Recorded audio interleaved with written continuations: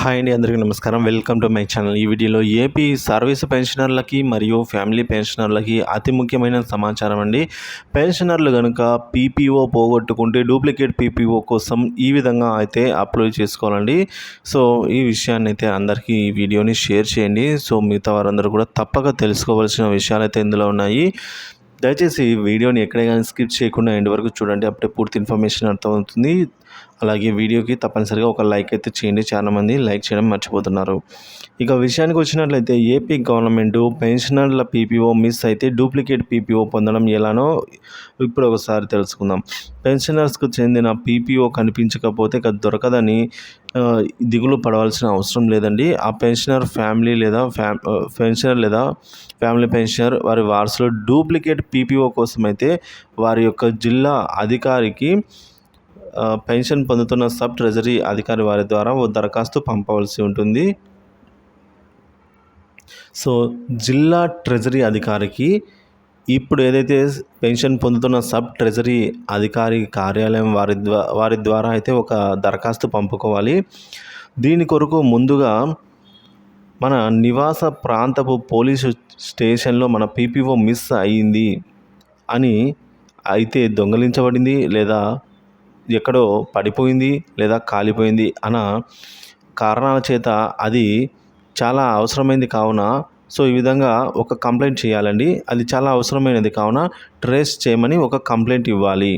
So దానిపై వారు విచారణ చేసి దొరకలేదని నాన్ అవైలబిలిటీ సర్టిఫికేట్ను ఇస్తారు. దీనిని తీసుకోవాలి. పెన్షనరు పీపీఓ ఒరిజినల్ కాపీ పోయినందున డూప్లికేట్ అవసరమైనదని లేదా ఫ్యామిలీ పెన్షన్ పొందుటకు ఫ్యామిలీ పెన్షనర్కు అవసరమైందని డూప్లికేట్ పీపీఓ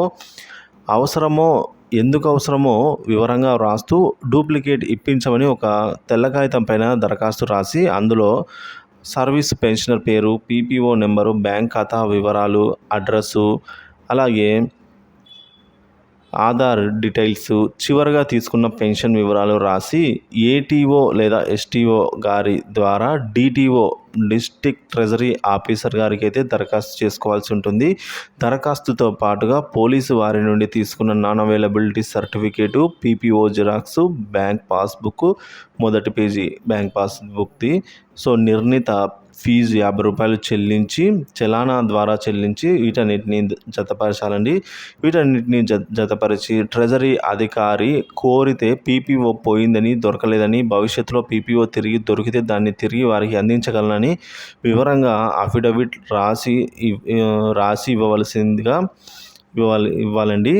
సో సంబంధిత ఏటీఓ లేదా ఎస్టీఓ గారు దానిని పరిశీలించి ధృవీకరించి డూప్లికేట్ పీపీఓ ఇవ్వవచ్చని ధృవీకరిస్తూ డిటిఓ గారికి ఎండార్స్మెంట్ రాసి పంపుతారు. డిటిఓ గారు వారి కార్యాలయంలో ఉండే మన రికార్డ్స్ ఆధారంగా తగు పరిశీలన చేసి అనంతరం డూప్లికేట్ పీపీఓ ఇష్యూ చేస్తారండి. సో చలానా హెడ్స్ డీటెయిల్స్ అయితే major head, sub major head, minor head, group sub head, ఇవన్నీ కోడ్స్ అండి. Group sub head, detailed head.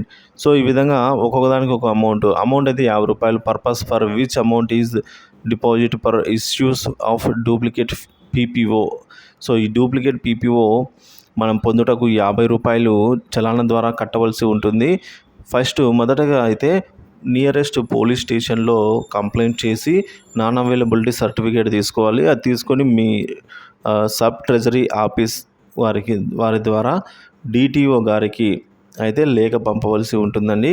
మీరు తర్వాత అర్జీ పెట్టుకొని సో మీ ఏటీఓ లేదా ఎస్టీఓ ద్వారా అయితే దాన్ని పంపించవలసి ఉంటుంది. సో ఆ విధంగా మీరైతే డూప్లికేట్ పీపీఓని పొందవచ్చు. పెన్షనర్స్ మరియు ఫ్యామిలీ పెన్షనర్స్ మరియు సర్వీస్ పెన్షనర్స్ ఇద్దరు కూడా ఇదే ప్రాసెస్లో అయితే మీరు మీ యొక్క పీపీఓ డూప్లికేట్ అనేది పొందగలరు. వీడియో నచ్చినట్లయితే లైక్ చేయండి, షేర్ చేయండి. ఇలాంటి మరిన్ని వీడియోస్ కోసం మన ఛానల్ సబ్స్క్రైబ్ చేసుకోండి. Thank you for watching this video.